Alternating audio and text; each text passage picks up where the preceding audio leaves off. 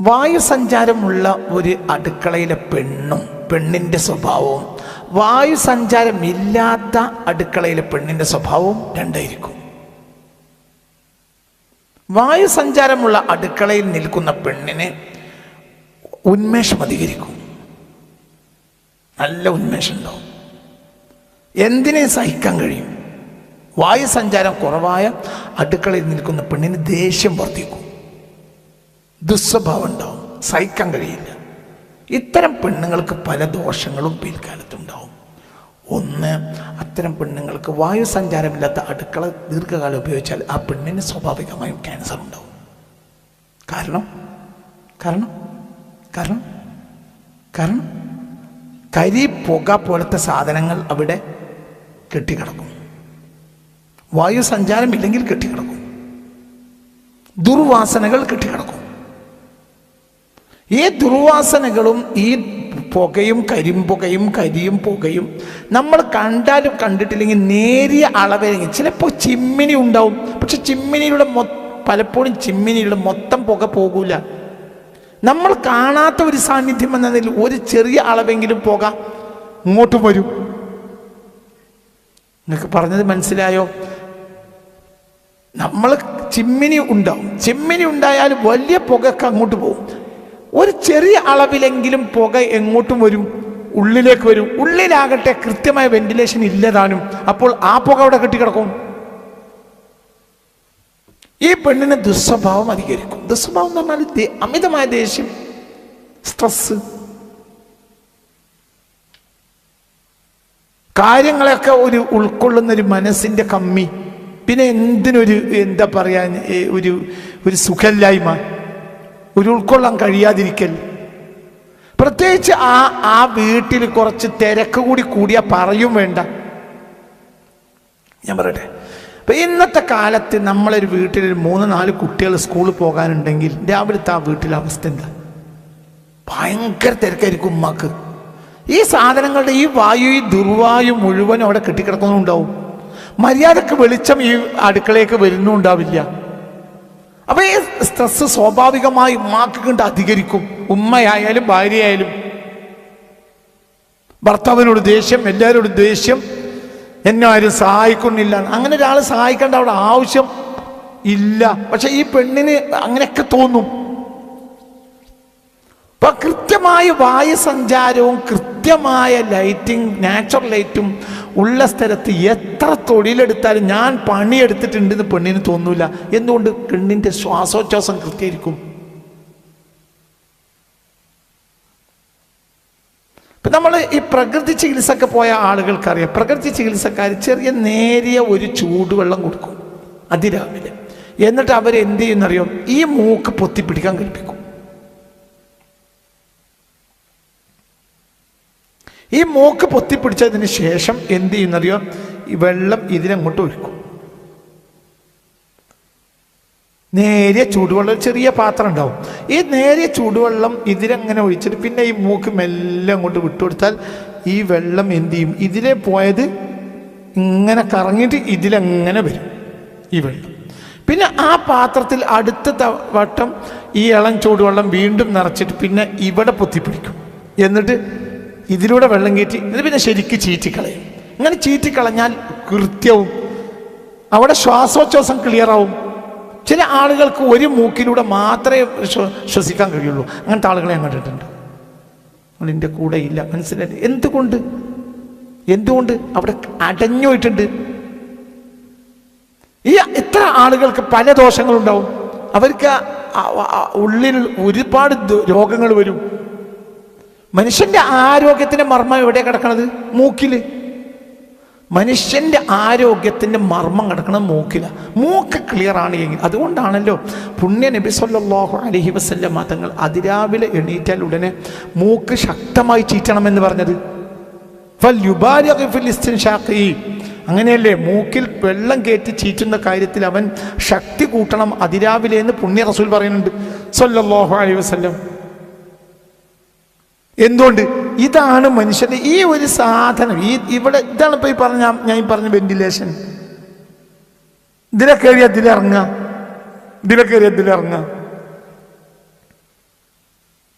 മനസ്സിലായോ പറഞ്ഞത്? അത് ക്ലിയർ ആണെങ്കിലും മനുഷ്യന്റെ ആരോഗ്യം ക്ലിയർ ആവും. ഇപ്പൊ ബ്രീത്തിങ് എക്സസൈസ് ഒക്കെ ചെയ്യുന്ന ആളുകൾ നല്ല അറ്റ്മോസ്ഫിയറിൽ രാവിലെ ചമ്രം പടിഞ്ഞിരുന്നിട്ട്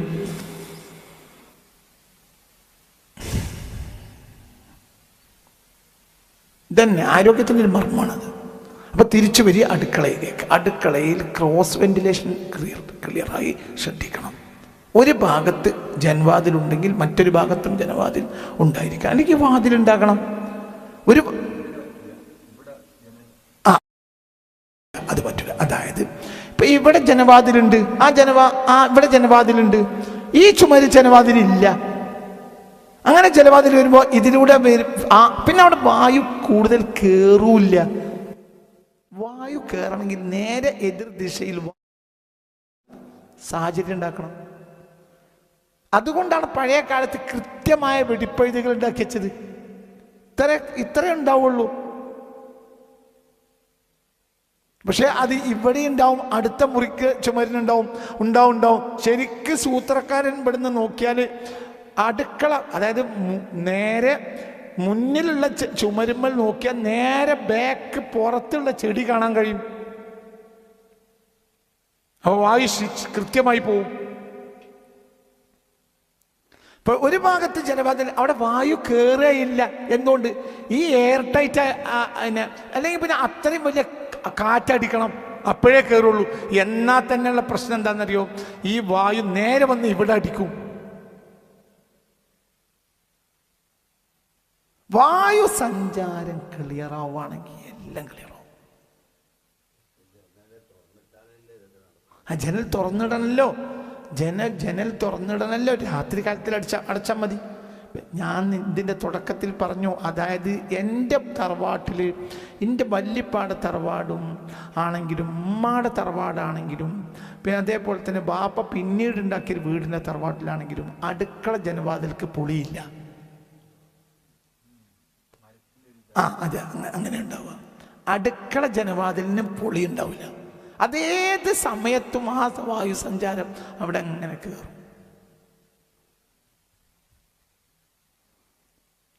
വളരെ ക്ലിയർ ആയിരിക്കും. അവിടെ ഒരു സാധനം അങ്ങനെ അമിതമായി വെക്കൂല്ലെങ്കിൽ ഏതെങ്കിലും വല്ല ജന്തുക്കൾ കയറിയാലൊക്കെ 1 മിനിറ്റ് കൊണ്ട് കണ്ടെത്താൻ കഴിയും. പിന്നെ അത് കഴിഞ്ഞ് അടുക്കള അടച്ചിട്ട് അകത്തേക്ക് പോയാൽ അടുക്കളയിൽ നിന്ന് അടുത്ത മുറിയിലേക്ക് നല്ല കൃത്യമായി നല്ല ബന്ധവസ്ഥായ നല്ല വാതിലുണ്ടാവും. അടുക്കള രാവിലെ വന്ന് തുറക്കും, വൈകുന്നേരം അടച്ചു പോവും. അപ്പൊ ലൈറ്റ് ആൻഡ് വെന്റിലേഷൻ എന്നത് അടുക്കളയെ സംബന്ധിച്ചിടത്തോളം വളരെ മർമ്മമായ സംഗതിയാണ്. അതാണ് ആരോഗ്യവത്തായ അടുക്കള. അത് ഇന്ന് ഈ അടുത്ത കാലം ഇപ്പം നമുക്ക് പൈസ അനുസരിച്ച് 3500 സ്ക്വയർ ഫീറ്റ്, 4000, 5000, 10000 സ്ക്വയർ ഫീറ്റിന് വീടുണ്ടാക്കാന്നല്ലാതെ, കോടികൾ ചെലവാക്കി വീടുണ്ടാക്കാന്നല്ലാതെ ഈ വീട് ആ വീട്ടിൽ താമസിക്കുന്നവർക്ക് ഗുണകരമായ രൂപത്തിൽ ഉണ്ടാക്കാൻ നമുക്കിന്ന് കഴിയില്ല. പഴയ കാലത്ത് നമ്മളെ വീടുകളിൽ ഒരു സിറ്റ് ഔട്ട് സംവിധാനം ഇല്ല. മനസ്സിലായില്ല? പഴയ കാലത്ത് നമ്മളെ വീടുകളിൽ സിറ്റ് ഔട്ട് എന്നൊരു സംഗതി ഇല്ല. ഒരു ഓഫീസ് മുറിയുണ്ട്, പിന്നെ മുറ്റം. എന്തുകൊണ്ട്? നമ്മളൊരു ശുദ്ധവായുവിന് വേണ്ടി സിറ്റ് ഔട്ടിൽ ഇറങ്ങിയിരിക്കേണ്ട ഒരു ആവശ്യം ആ വീട്ടിലുള്ളവർക്ക് ഉണ്ടാവില്ല. എല്ലാ വീട്ടിലും റൂമിലും കൃത്യമായ വായു സഞ്ചാരം ഉണ്ടായാൽ ഈ സിറ്റ് ഔട്ടിൽ കിട്ടുന്ന ഗുണങ്ങളെല്ലാം എവിടെയും കിട്ടും, റൂമിൽ കിട്ടും. സിറ്റ് ഔട്ട് ഇപ്പം അടുത്ത കാലത്ത് വന്നല്ലേ? മനസ്സിലായില്ല? അതായത് ഓഫീസ് മുറിക്ക് പുറത്തേക്കൊരു സിറ്റ് ഔട്ട് സംവിധാനങ്ങൾ നമ്മളെ മലയാളി വീടുകളിൽ വന്നിട്ടൊരു 30-35 കൊല്ലമായിട്ടുണ്ടാവുള്ളൂ. അതിൻ്റെ അപ്പുറത്തേക്ക് ഇല്ല. എൻ്റെ തറവാട്ടിലില്ല, സിറ്റ് ഔട്ടില്ല. ബാപ്പാൻ്റെ തറവാട്ടിലില്ല, അമ്മാൻ്റെ തറവാട്ടിലില്ല. പിന്നെ ബാപ്പ 970കളിൽ ബാപ്പ വീട് കയറ്റി, അതൊക്കെ എൻ്റെ കുട്ടിക്കാലം, അവിടെയും ഇല്ല. മുറി കഴിഞ്ഞാൽ, ഓഫീസ് മുറി കഴിഞ്ഞാൽ മുറ്റത്തേക്ക് ഇറങ്ങും. ഓഫീസ് മുറിയിലൊക്കെ എല്ലായിടത്തും അന്നത്തെ കാലത്ത് ജനവാതിൽ സംവിധാനങ്ങളാണ് എല്ലായിടത്തും ഉണ്ട്. ഒരു മോശപ്പെട്ട ഒരു വായു ഒരു മുറിയിൽ കെട്ടിക്കിടക്കുകയല്ല. അങ്ങനത്തെ രീതി. ഇന്നിപ്പോ ജനവാതിൽ ഇല്ലാത്തതുകൊണ്ടല്ല, ജനവാതിലുണ്ട്, പക്ഷെ ക്രോസ് വെന്റിലേഷൻ ഇല്ല. ക്രോസ് വെന്റിലേഷൻ ഇല്ലാത്ത കാലത്തോളം എന്തുണ്ടാവും? വായു അവിടെ ദുഷിച്ചവിടെ കിടക്കും. ഒന്ന് പിന്നെ ഇപ്പം ഇന്നത്തെ കാലത്ത് നമ്മളെ സംബന്ധിച്ചിടത്തോളം AC വെച്ച മുറികളാണ് കൂടുതലും. ഈ AC വെച്ച മുറികൾ തന്നെ ഒരു ഫുൾ ടൈം AC ആയിരിക്കും. അതൊരു നേരത്തെങ്കിലൊന്നും തുറന്നിടൂല. AC മുറിയാണെങ്കിൽ പോലും അന്നൊന്ന് തുറന്നിടുന്ന രീതിയൊന്നും ഇന്നത്തെ കാലത്ത് നമുക്കില്ല.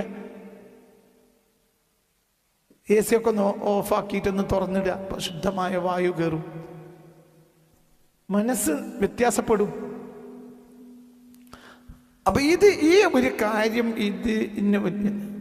ഉദയസൂര്യന്റെ പ്രകാശം അടുക്കളയിലേക്ക് പരമാവധി കിഴക്ക് ദിശയിൽ നിന്നുള്ള സൂര്യപ്രകാശം കടന്നു വരാൻ അനുവദിക്കണം. രാവിലെ ലഭിക്കുന്ന സൂര്യപ്രകാശം അടുക്കളയിലെ അണുക്കളെയും ഈർപ്പത്തെയും നശിപ്പിക്കാൻ സഹായിക്കും. ഞാൻ വേദവിധിയാണ് വായിക്കുന്നത്. പ്രകൃതിദത്ത വെളിച്ചം പാചകം ചെയ്യുന്ന ആളെ മനസ്സിൽ സന്തോഷവും ഉന്മേഷവും നിലനിർത്തും. ഇപ്പൊ രാവിലെ വല്യമ്മാൻ്റെ അടുത്ത് വന്ന് ഇരിക്കുന്ന കുട്ടിയോട് വല്യമ്മ വലിയ സന്തോഷത്തിൽ സംസാരിക്കും. കാരണം വല്യമ്മക്ക് ഈ വെന്റിലേഷനിലൂടെ അന്ന് കിട്ടേണ്ട കാര്യങ്ങളൊക്കെ കിട്ടിയിട്ടുണ്ടാവും. ഇത് നമ്മളമ്മക്ക് കിട്ടിയിട്ടുണ്ടാവില്ല. അമ്മക്ക് മര്യാദയ്ക്ക് സംസാരിക്കാനും കഴിയില്ല. അമ്മക്ക് രാവിലെ മുതൽ വൈകുന്നേരം വരെ ദേഷ്യമായിരിക്കും. ഇന്നിപ്പോൾ നമ്മളെ ഭാര്യമാർക്ക് ദേഷ്യമാണ്. എന്തുകൊണ്ട്? നമ്മളെ വീടാണ് കാരണം. പെണ്ണുങ്ങൾക്ക് കിട്ടേണ്ട ഗുണങ്ങൾ വീട്ടിൻ്റെ ഉള്ളിൽ നിന്ന് കിട്ടുന്നില്ല. വീട് എന്ന് പറഞ്ഞപ്പോൾ ഇന്നൊരു ജയിലാണ്.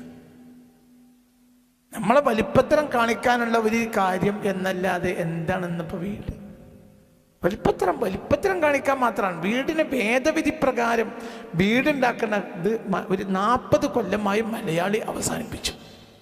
വേദവിധി പ്രകാരം വീടുണ്ടാക്കുക. ഓരോന്നിനും ഒരു വേദവിധിയുണ്ട് എല്ലാത്തിനും.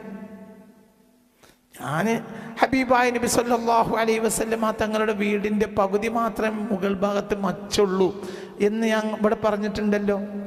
പകുതി ഭാഗത്ത് ഇല്ലെന്നെ. അപ്പം ആ വീട്ടിൻ്റെ ഉള്ളിൽ ഇനി എന്ത് ശുദ്ധവായുവിന് കമ്മിയാണുള്ളത്? കാരണം ശുദ്ധവായുവിനെ തടഞ്ഞു വെക്കേണ്ട ഒന്നും ആ വീടിനില്ല. പകുതി ഭാഗത്ത് മാത്രമേ മുകളിൽ ഈത്തപ്പന പട്ട ഉള്ളൂ, മറ്റേ പകുതിയിലില്ല. കട്ടിൽ എണീറ്റിരുന്ന നക്ഷത്രം കാണും റസൂലുള്ളാഹിന്റെ വീട്ടിൽ സല്ലല്ലാഹു അലൈഹി വസല്ലം. അപ്പൊ പ്രകൃതിദത്ത വെളിച്ചം പാചകം ചെയ്യുന്ന ആളെ മനസ്സിൽ സന്തോഷവും ഉന്മേഷവും നിലനിർത്തും. ദേഷ്യമോ മടുപ്പോ ഇല്ലാതെ പാചകം ചെയ്യാൻ ഇത് സഹായിക്കും. പ്രകൃതിദത്ത വെളിച്ചം കുറവുള്ള അടുക്കളകളിൽ വൈകുന്നേരങ്ങളിൽ ഒരു വടക്ക് കിഴക്ക് ഭാഗത്ത് ഒരു ചെറിയ നെയ് വിളക്കോ അല്ലെങ്കിൽ എന്താ പറയുക ഒരു വെളിച്ചെണ്ണ ഉണ്ട്, അതാണ് നെയ് വിളക്ക്, കത്തിച്ചു വെക്കുന്നത് നല്ലതായിരിക്കും. മണ്ണെണ്ണ വിളക്കും ആക്കാം, പക്ഷെ മറ്റേ വിളക്കാണ് ഒന്നുകൂടി നല്ലത്. ഇതൊക്കെ നെഗറ്റീവ് ഊർജം മാറാൻ വളരെ നല്ല കാര്യങ്ങളാണ്. പാചകം ചെയ്യുമ്പോൾ ഉണ്ടാകുന്ന കരിയും പുകയും അടുക്കളയിൽ കെട്ടിക്കിടക്കാൻ അനുവദിക്കരുത്. ഇത് ശ്വാസകോശത്തിനും ദഹന പ്രക്രിയക്കും ഹാനികരമാണ്. ശ്വാസകോശത്തിനും ഹാനികരം. ബ്രസ്റ്റ് ക്യാൻസറൊക്കെ പെണ്ണുങ്ങൾക്ക് അമിതമായി ഇന്ന് വന്നുകൊണ്ടിരിക്കുകയാണ്. അതിനൊക്കെ കാരണം ഈ എന്താ പറയുക, ശ്വസിക്കുന്ന ഇതിലൊക്കെ വരുന്ന വ്യത്യാസങ്ങളാണ്. പറയും വേണ്ട, നമ്മളെ ചില പെണ്ണുങ്ങളെ കാര്യമുണ്ട് എന്നറിയോ. ഇപ്പോൾ ഒരു സാധനം ഇന്നിപ്പോൾ നമ്മുടെ വീടുകളിലൊക്കെ പ്ലാസ്റ്റിക് മാലിന്യങ്ങൾ അമിതമാണ്. ഈ സാധനങ്ങൾ കെട്ടിക്കിടക്കുന്ന ഒരു അടുക്കള, ഇപ്പോൾ ഏറ്റവും ചുരുങ്ങിയതൊരു പപ്പടം കൊണ്ടുവന്നാൽ പിന്നെ പപ്പടം പൊരിക്കാനെടുത്ത വേഗം കിടക്കുന്ന അതിൻ്റെ പപ്പടത്തിന് മുകളിലുള്ള പ്ലാസ്റ്റിക് ഉണ്ടാവും. ആ പ്ലാസ്റ്റിക് നേരെ എന്തിലേക്കിടും? അടുപ്പിലേക്ക് ഇടും. ഇത് തനി ക്യാൻസറാണ്. ഈ ക്യാൻസറിൻ്റെ വായു ആ അടുക്കളയിൽ നിന്ന് പോകുകയും ചെയ്തിട്ടില്ലെങ്കിൽ അവസ്ഥ എന്തായിരിക്കും? ഒരിക്കലും പ്ലാസ്റ്റിക് കത്തിക്കരുത്. പ്ലാസ്റ്റിക് കത്തിക്കുകയേ ചെയ്യരുത്. പ്ലാസ്റ്റിക് കത്തിച്ചാൽ ക്യാൻസർ ഉണ്ടാവും. പ്ലാസ്റ്റിക് കത്തിക്കുകയേ ചെയ്യരുത്. ഒരു കാരണവശാലും പ്ലാസ്റ്റിക് എന്ന ഭൂമിയുടെ അന്തകനാണ്. ഇതൊന്നും ഇന്ന് നമ്മളെ പെണ്ണുങ്ങളെ സംബന്ധിച്ചിടത്തോളം അതൊന്നും ഒരു വിഷയമാവില്ല. പക്ഷെ അത്തരം പെണ്ണുങ്ങൾക്ക് നേരത്തെ ക്യാൻസർ വരും. പ്ലാസ്റ്റിക് കത്തിക്കൽ വലിയൊരു കാരണമാണ്. അത് ഇന്നത്തെ സാഹചര്യത്തിൽ എന്തൊരു സാധനം കൊണ്ടുവന്നാലും അതിനൊരു കവറായിട്ട് എന്തുണ്ടാവും? ഒരു പ്ലാസ്റ്റിക് ഉണ്ടാവും. അത് വേഗം പിന്നെ പെണ്ണിന് എളുപ്പം എന്താണ്? അടുപ്പിലേക്ക് അങ്ങോട്ടിടും. എന്നിട്ട് ആ മാലിന്യം ആ ഒരു എന്താ പറയുക, ആ മാലിന്യം ആ അടുക്കളയിൽ, ആ പുക, അതിൻ്റെ മാലിന്യം അടുക്കളയിൽ കെട്ടിക്കിടക്കും. ആ പെണ്ണുങ്ങൾക്ക് പെട്ടെന്ന് ക്യാൻസർ വരും. ചെറുപ്പകാലത്ത് ക്യാൻസർ വന്ന് മരിച്ചു പോകും പെണ്ണുങ്ങൾ. ഇതൊക്കെ ഇന്ന് സർവ്വസാധാരണയാണ്. അപ്പോൾ ഒരു കാലത്ത് ഇല്ലാതിരുന്ന ഒരു കാര്യം ഇന്ന് അധികരിച്ചു. അതിന് കാരണം എന്താണ്? ഒന്ന്, നമ്മൾ ഉപയോഗിക്കുന്ന അടുക്കളയിൽ ശുദ്ധമായ വായു സഞ്ചാരത്തിനുള്ള സൗകര്യം ഇന്ന് നമ്മുടെ വീടുകളിൽ കുറവാണ് എന്നത് പ്രധാനപ്പെട്ട കാരണമാണ്. അപ്പോൾ അതിന് നമ്മൾ വളരെ കൂടുതൽ ശ്രദ്ധിക്കണം. പാചകം ചെയ്യുമ്പോൾ ഉണ്ടാകുന്ന കരിയും പുകയും അടുക്കളക്കുള്ളിൽ കെട്ടിക്കിടക്കാൻ ഒരിക്കലും അനുവദിക്കാൻ പാടില്ല. അങ്ങനെയുള്ള അടുക്കള ആരോഗ്യവത്തായ അടുക്കളയല്ല.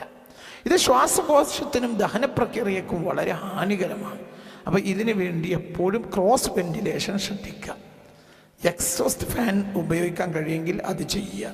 എന്താണെങ്കിലും ക്രോസ് വെന്റിലേഷൻ വളരെ പ്രധാനപ്പെട്ട കാര്യമാണ്. വായു എളുപ്പത്തിൽ അകത്തേക്ക് വരാനും പുറത്തേക്ക് പോകാനും പാകത്തിൽ വിപരീത ദിശകളിൽ ജനലുകളോ വെന്റിലേറ്ററുകളോ ഉണ്ടായിരിക്കൽ വളരെ നല്ലതാണ്. ഇത് അടുക്കളയിലെ വായു എപ്പോഴും ഫ്രഷായി നിലനിർത്തും.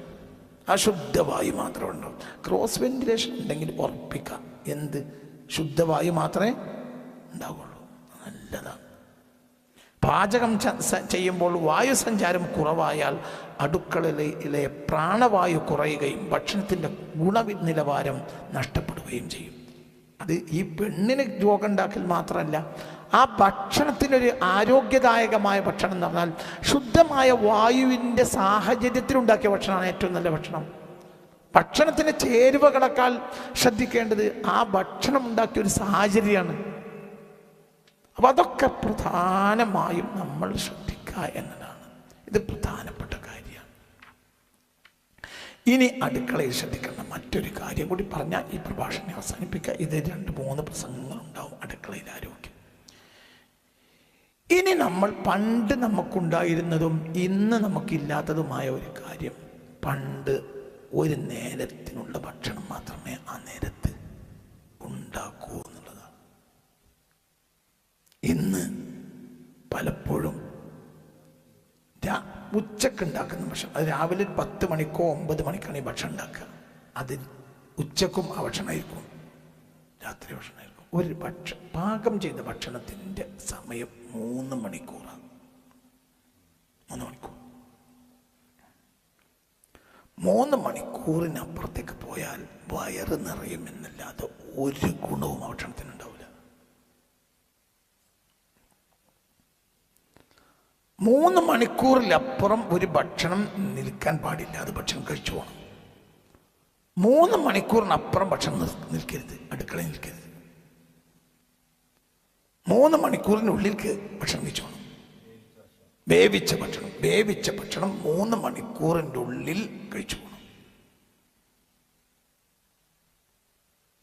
3 മണിക്കൂറാണ് അതിന് സമയം ലാസ്റ്റ്. അതിൻ്റെ ഉള്ളിൽ കഴിച്ചു പോകണം. ഇതില്ലാതാക്കിയത് ഫ്രിഡ്ജാണ്. പരമാവധി നമ്മൾ വീട്ടിൽ നിന്ന് ഫ്രിഡ്ജ് ഒഴിവാക്കണം. ഇനി നമ്മൾ പറയാൻ പോകുന്ന വിഷയങ്ങളൊന്നും നമുക്ക് നടപ്പിലാക്കാൻ കഴിയൂല. എന്തുകൊണ്ട്? നമ്മളെ ആരോഗ്യത്തെ നശിപ്പിച്ചത് ഫ്രിഡ്ജാണ്. ഫ്രിഡ്ജ് നമ്മുടെ ആരോഗ്യത്തെ നശിപ്പിച്ചു. ഒരു നിലക്ക് ഫ്രിഡ്ജ് ആവശ്യമില്ലാത്തൊരു സാധനമായിരുന്നു. ഒരു അഹങ്കാരം, വലിപ്പത്തരം, തൻപോരിമ എന്ന നിലയിൽ നമ്മളെ വീട്ടിലേക്ക് കയറി വന്ന ഒരു ഉപകരണമാണ് സത്യത്തിൽ ഫ്രിഡ്ജ്. ഒരു അഹങ്കാരം, ഒരു തൻപോരിമ, ഒരു വലിപ്പത്തരം.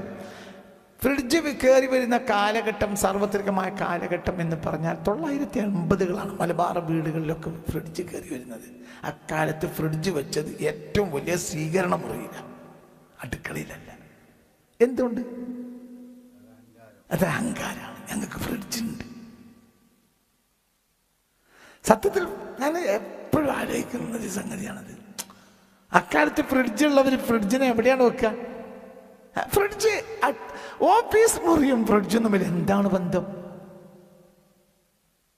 ഓർമ്മയില്ലേ അതൊക്കെ? 980കൾ, ഏകദേശം 990, 95 വരെയും ആ ഫ്രിഡ്ജ് ഓഫീസ് മുറിയില്ല.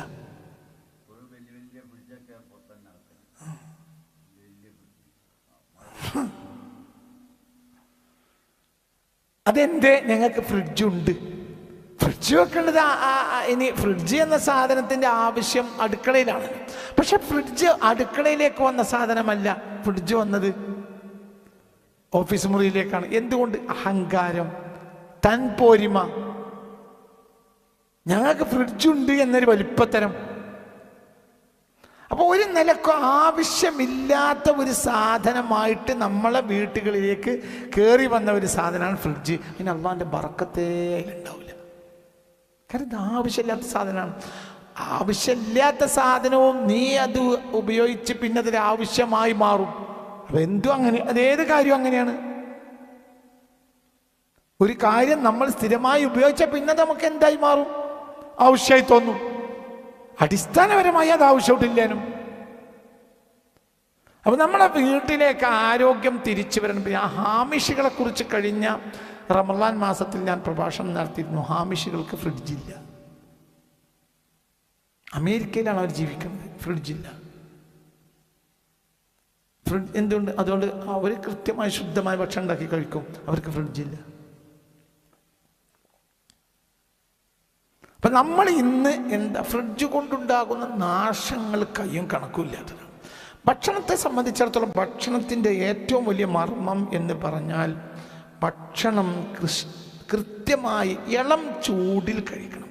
അതായത് തിളപ്പിച്ചതിന് ശേഷം ഒരല്പനേരം കഴിയുക. ഒരല്പനേരം കഴിഞ്ഞാൽ അങ്ങനെ ഉണ്ടല്ലോ ചൂട്, പിന്നെ എന്താ പറയുക, വേവുക, ആറുക എന്നറിയും നമ്മളെ പഴയ കാലത്ത്. മനസ്സിലായില്ല അല്ലേ? അങ്ങനത്തെ പറച്ചിലില്ലേ? വെന്താ പോരാ, പിന്നെന്താണ്?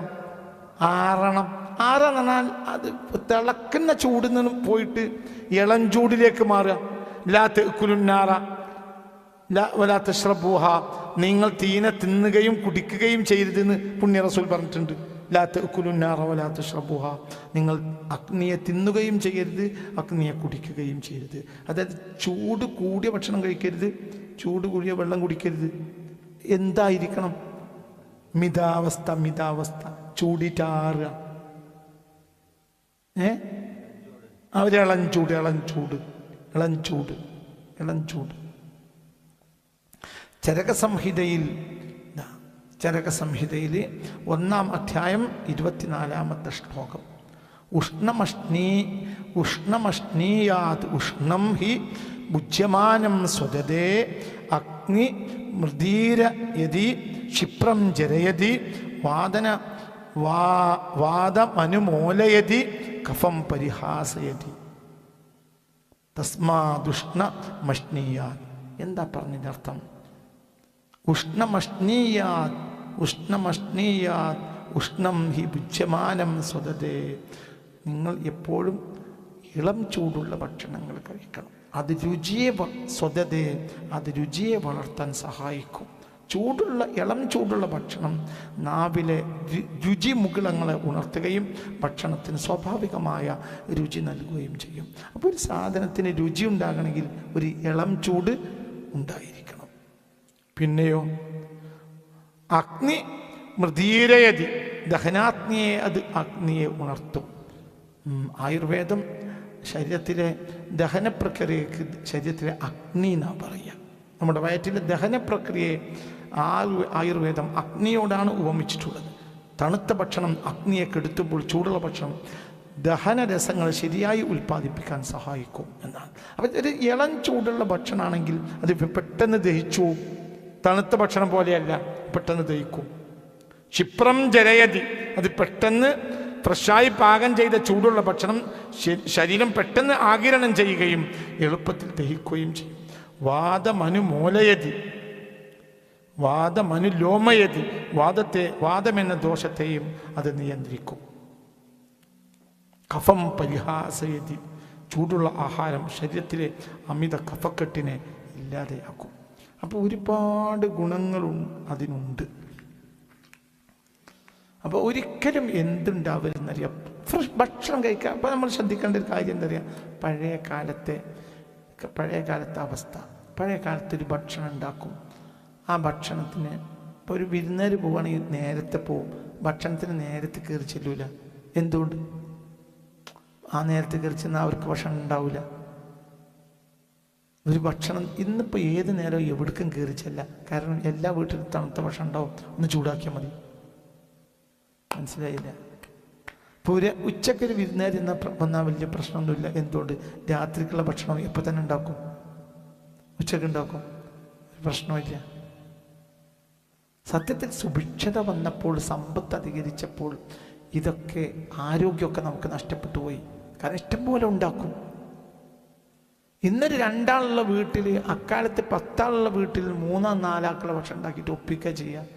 ഇന്ന് 2 ആളുള്ള വീട്ടിൽ 10 ആൾക്കുള്ള ഭക്ഷണം ഉണ്ടാവും. എന്നിട്ട് അത് ഇന്ന് രാത്രി നിന്നും നാളെ നിന്നും. ഇപ്പൊ ബിരിയാണി വെച്ചാൽ ഉച്ചക്ക് നിന്നും, ഇന്നിപ്പോൾ ഒരു ബിരിയാണി വെച്ചാൽ ഇന്ന് ഉച്ചക്ക് നിന്നും. അതന്നെ ആയിരിക്കും ഇന്ന് രാത്രി കഴിക്കാം. വേണമെങ്കിൽ എന്ത് ചെയ്യുന്നറിയാം, അതൊന്ന് ചൂടാക്കും ഫ്രിഡ്ജിൽ വെച്ചിട്ട്. നാളെ ഉച്ചക്കും ഇന്നലെ വെച്ച ബിരിയാണി ഉണ്ടാവും. അരിഭക്ഷണം ചൂടാക്കാൻ പാടില്ല, ഇറച്ചി ചൂടാക്കാൻ തീരെ പാടില്ല. ഭാഗത്തേക്കൊക്കെ ഞാൻ പിന്നീട് വരാം. ഇപ്പൊ ദിവസങ്ങളോളം ഇപ്പൊ വീട്ടിലൊരു ഫംഗ്ഷനൊക്കെ കഴിഞ്ഞാൽ 3 ദിവസത്തോളം ഒക്കെ ചിലപ്പം എന്തുണ്ടാവും, ആ വീട്ടുകാർക്ക് ഇനി അടുക്കളയിൽ ചൂടാക്കാനല്ലാതെ ഒന്നും ചെയ്യണ്ട. ഒരു 3 ദിവസമൊക്കെ എന്തുണ്ടാവും, ഈ അല്ലേ, നേരെ ഫ്രിഡ്ജിലേക്കാണ് കയറ്റിയിടും. ഇത് മനുഷ്യന് 3 മണി പാചകം ചെയ്ത ഭക്ഷണം 3 മണിക്കൂറിനപ്പുറത്തേക്ക് പോകാൻ പാടില്ല. അതിനെ പാകത്തിൽ മാത്രമേ ഭക്ഷണം പാകം ചെയ്യാൻ പാടുള്ളൂ.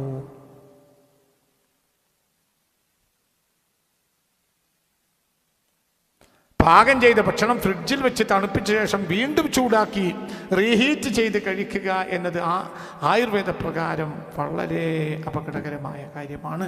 ഇത് ഭക്ഷണത്തിലെ പ്രാണൻ, ലൈഫ് ഫോഴ്സ് എന്ന് പറയാം. ഭക്ഷണത്തിനൊരു പ്രാണനുണ്ട്, ആ പ്രാണൻ നഷ്ടപ്പെടുമെന്ന് എന്നാണ് ആയുർവേദത്തിൻ്റെ വിധി.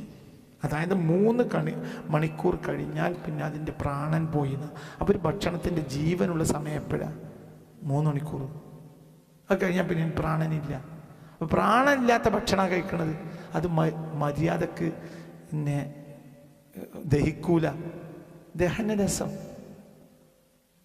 ദഹനരസം കുറഞ്ഞു, കരുത്ത് കുറഞ്ഞു. നമുക്ക് പള്ള വലിയതായി, പക്ഷെ കരുത്തില്ല. ഒരുപാട് അപകടം, ചെറിയ അപകടമൊന്നുമില്ല, ചെറുതല്ല. ഒരു തവണ ഉണ്ടാക്കിയ ഭക്ഷണം പരമാവധി 3 മണിക്കൂറിനുള്ളിൽ കഴിച്ചു തീർക്കണം.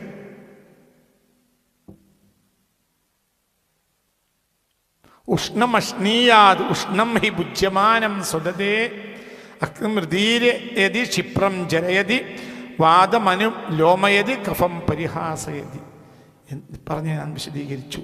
അതായത് എപ്പോഴും ചൂടുള്ള ഭക്ഷണമേ കഴിക്കാവൂ. അത് രസഗുണങ്ങളെ ശരീരത്തിലേക്ക്, നാവിലേക്ക് വെച്ചാൽ അതിന് നല്ല രസമുണ്ടായിരിക്കും. പിന്നെയോ അത് വയറ്റിലേക്ക് ചെന്നാൽ അത് എത്രയും പെട്ടെന്ന് ദഹിക്കും. ഒരുപാട് ഗുണം അതിൻ്റെ പിന്നിലുണ്ട്, ഒരുപാട് ഗുണങ്ങളുണ്ട്. ഭാവപ്രകാശത്തിൽ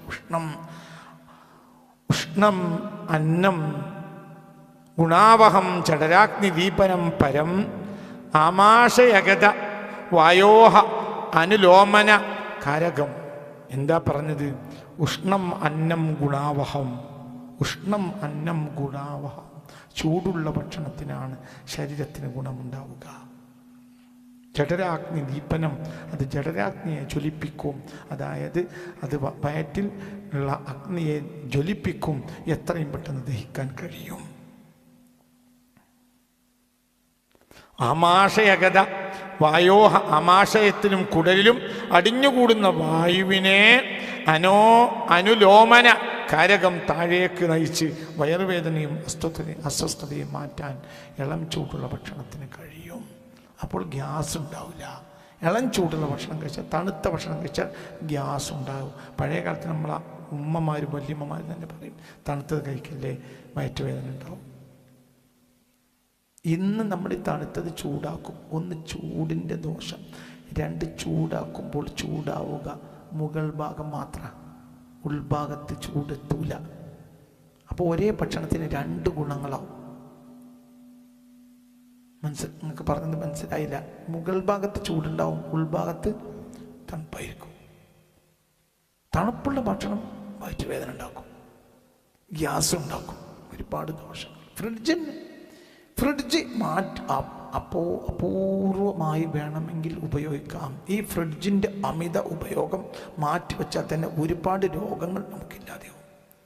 തണുത്തതും പഴയതുമായ ഭക്ഷണത്തിൻ്റെ ദോഷങ്ങൾ വളരെ പര്യുഷിതം അമംഗല്യം.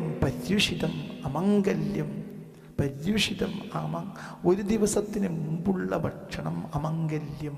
അത് മംഗല്യമല്ല, അത് മഹാമംഗളമല്ല, അത് ഗുണകരമല്ല. പര്യുഷിതം അമംഗലം. തമോ ഗുണ വിവർത്തനം. അതിൽ ആ ഭക്ഷണത്തിൽ വെളിച്ചം ഉണ്ടാവില്ല, ആ ഭക്ഷണത്തിൽ ഇരുട്ടേ ഉണ്ടാവുകയുള്ളൂ. പഴകിയ ഭക്ഷണത്തിൽ ഇരുട്ടേ ഉള്ളൂ, അതിലെന്തില്ല? വെളിച്ചമില്ല. പര്യുഷിതം അമംഗല്യം തമോ ഗുണ വിവർത്തനം. ശീതളം അന്നം ഹരതി ഓജ മന്ദാഗ്നി ജനനം പരം.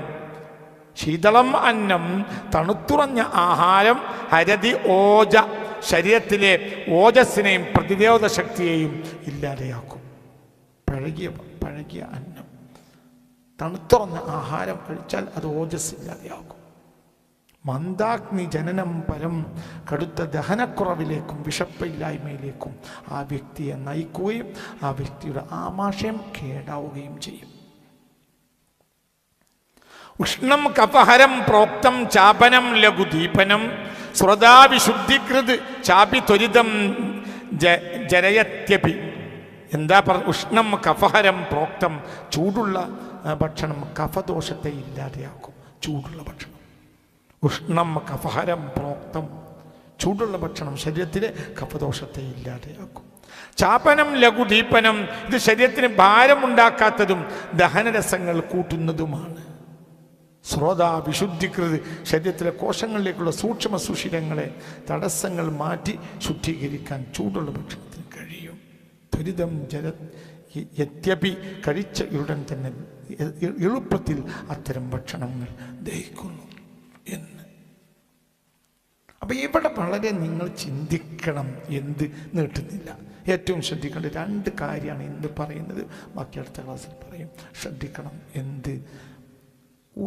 നമ്മൾ 2 കാര്യം പറഞ്ഞു. ഒന്ന്, പ്രകൃതിദത്തമായ വെളിച്ചം അടുക്കളയിലേക്ക് വരണം. 2, ക്രോസ് വെന്റിലേഷൻ വേണം.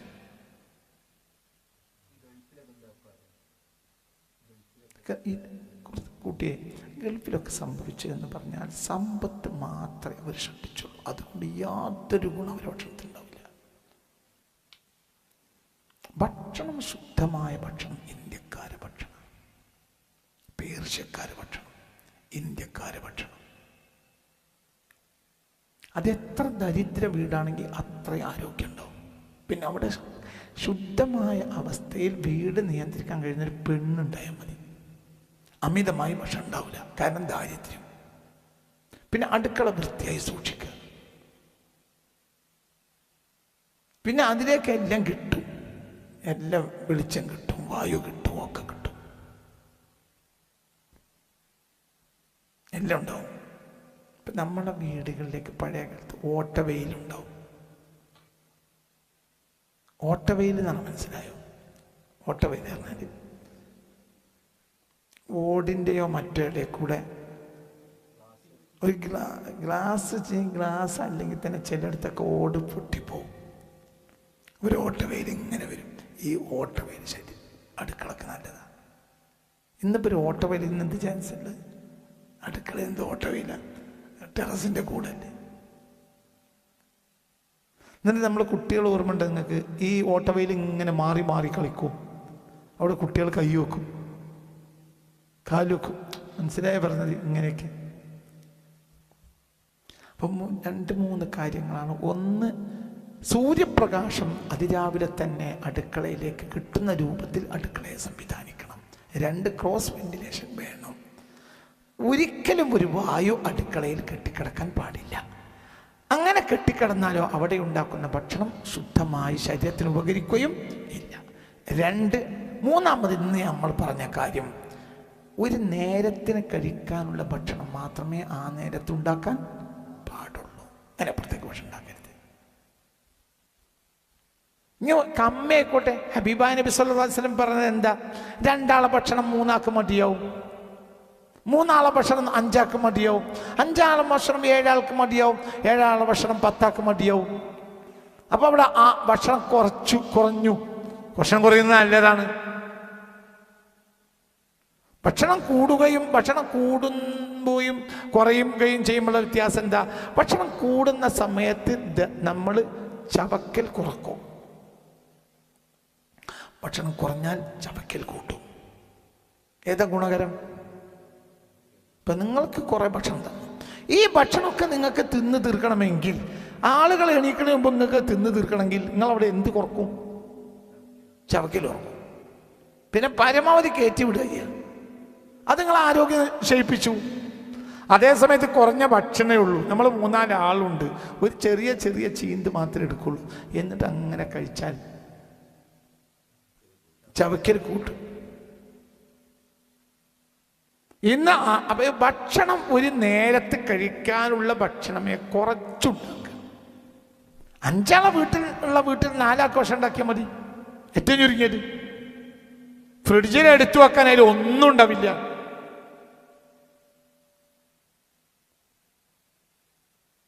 അപ്പൊ ഒരു നേരത്തിന് ആവശ്യമായ ഭക്ഷണം അല്ലാതെ ഉണ്ടാക്കാൻ പാടില്ല.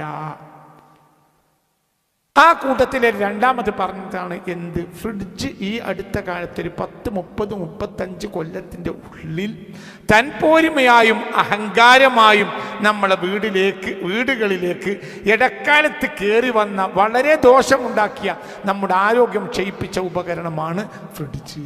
അതിൻ്റെ അമിത ഉപയോഗം നമ്മളെ പെണ്ണുങ്ങൾ ഒഴിവാക്കിയാൽ മതിയാവും. അല്ലാതെ ആരോഗ്യവത്തായ ഭക്ഷണം ഉണ്ടാക്കാൻ നമുക്ക് കഴിയില്ല. അത് അഹങ്കാരമായിട്ടും തൻപോരിമയായിട്ടും മാത്രം കയറി വന്ന ഒരു ഉപകരണമാണ്. അതിൻ്റെ ആ ഒരു പടച്ചതമ്പുരാന്റെ അനുഗ്രഹമില്ലായ്മ അത് എന്നും നിലനിന്നിട്ടുമുണ്ട്. അപ്പോൾ ആവശ്യത്തിന് ഭക്ഷണം ഉണ്ടാക്കുക. ഒരു ഭക്ഷണം, ആ കൂട്ടത്തിൽ ഞാൻ പറഞ്ഞു, ഒരു ഭക്ഷണം പാകം ചെയ്ത ഭക്ഷണത്തിൻ്റെ സമയം പാകം ചെയ്തത് മുതൽ 3 മണിക്കൂറിനപ്പുറം അത് കഴിക്കാനേ പാടില്ല. 3 മണിക്കൂറിനുള്ളിൽ അത് കഴിച്ച് വയറ്റിലെത്തിപ്പോകും. അങ്ങനെ എത്തിയാൽ 1.5 മണിക്കൂർ കൊണ്ട് ദഹിക്കും. മനസ്സിലായില്ല? ഇപ്പോൾ ഉണ്ടാക്കി ഇളം ചൂടിൽ കഴിച്ച ഒരു ഭക്ഷണം 1.5 മണിക്കൂർ കൊണ്ട് ഇറച്ചിയടക്കം ദഹിക്കും. കൃത്യമായി ചവച്ച് കഴിച്ച ഒരു ഇറച്ചി മുട്ട പോലത്തതാണല്ലോ, എന്ത് കുറച്ച് നേരം എടുക്കുക. മനസ്സിലായില്ല? ഇറച്ചി മുട്ട പോലത്തെ ദഹിക്കാൻ നേരമെടുക്കുന്ന സാധനം. പക്ഷേ ശുദ്ധമാവുക, പുതിയതാവുക, ചവച്ച് കഴിച്ചാൽ 1.5 മണിക്കൂറിനുള്ളിൽ ദഹിച്ചു. ഇനി ഫ്രിഡ്ജ് കൊണ്ടുണ്ടാകുന്ന ദോഷങ്ങൾ. ഫ്രിഡ്ജ് സമൂഹത്തിൻ്റെ ആരോഗ്യത്തെ ക്ഷയിപ്പിച്ചാൽ ഓക്സ്ഫോർഡ് അടക്കമുള്ള വലിയ വലിയ യൂണിവേഴ്സിറ്റികളുടെ പഠനങ്ങൾ അടുത്ത കാലത്ത് പുറത്തു വന്നിട്ടുണ്ട്. അടുത്ത ക്ലാസ്സിൽ ഞാൻ പറയാം. ഫ്രിഡ്ജ് അനാവശ്യമായ ഉപകരണമാണ്. ഫ്രിഡ്ജ് വലിയ ആപത്ത് നമ്മൾക്ക് ഉണ്ടാക്കിയിട്ടുണ്ട്. അപ്പോൾ ഏറ്റവും ചുരുങ്ങിയത് ഈ ഫ്രിഡ്ജിൻ്റെ അമിത ഉപയോഗം നമ്മൾ ഒഴിവാക്കുക. ഈ അമിത ഉപയോഗം ഒഴിവാക്കാൻ വേണ്ടി നമ്മൾ ആദ്യം ചെയ്യേണ്ടത് എന്താണെന്നറിയോ? ഒരു നേരത്തിൻ്റെ അത്യാവശ്യമല്ലാത്ത ഭക്ഷണം ആ നേരത്ത് ഉണ്ടാക്കാൻ പാടില്ല. ഇത്ര കാര്യം സൂക്ഷിക്കുക. ബാക്കി അടുത്ത ക്ലാസ്സിൽ പറയും. വളരെ പ്രധാനപ്പെട്ട വിഷയങ്ങളാണ് ഈ പറഞ്ഞുകൊണ്ടിരിക്കുന്നത്. അടുക്കളയെ ക്രമീകരിക്കുകയും ഭക്ഷണത്തെ ക്രമീകരിക്കുകയും ചെയ്യാതെ ആരോഗ്യത്തെ വീണ്ടെടുക്കാൻ നമുക്ക് കഴിയില്ല എന്ന് ഞാൻ വീണ്ടും ഓർമ്മപ്പെടുത്തുന്നു. റബ്ബനാ അലൈക തവക്കൽനാ വഇലൈക അനബ്നാ വഇലൈക المصير حسبنا الله ونعم الوكيل نعم المولى ونعم النصير ولا حول ولا قوة إلا بالله العلي العظيم.